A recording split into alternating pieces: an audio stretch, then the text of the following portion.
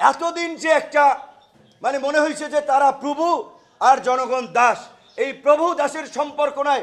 প্রত্যেকটি অ্যাম্বাসিতে একজন লেবার যাক আর একজন শিল্পপতি যাক, প্রত্যেকের জন্য একই ট্রিটমেন্ট হবে, একই বিহেভিয়ার হবে, প্রত্যেকের জন্য আপ্যায়নের ব্যবস্থা থাকতে হবে। একটা চা একটা বিস্কিট সবার জন্য আপ্যায়নের ব্যবস্থা থাকতে হবে। লেবার যাক আর যে যাক প্রত্যেককে স্যার বলে অ্যাড্রেস করবেন। প্রজাতন্ত্রের সেবক তারা স্যার নয়, স্যার ওই জনগণ যাদের ভ্যাট ট্যাক্সে আপনার বেতন হয়।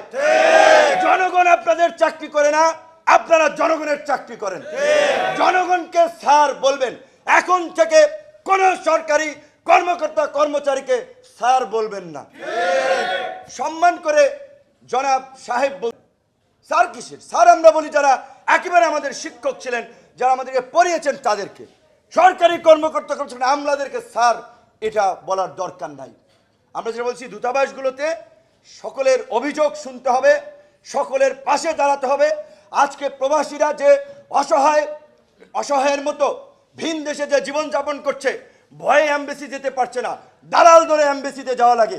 একটা পাসপোর্ট করার জন্য, পাসপোর্ট নবায়ন করার জন্য মাসের পর মাস ঘুরতে হয়, এর টাকা দিতে হয়, ওরে ধরতে হয়, ওর সুপারিশ নিতে হয়। এইগুলো এখন থেকে চলবে না। যে যেই দেশের দূতাবাস কনসুলেটের দায়িত্বে আছেন, নতুন করে আপনারা ব্যবস্থা পলিসি ঠিক করে ফেলেন। পরিবর্তন তো আসবে, কিন্তু যারা অলরেডি দায়িত্বে আছেন তারা ইতিমধ্যেই আমরা অনুরোধ করব আপনারা আপনাদের কার্যক্রম শুরু করে দিন।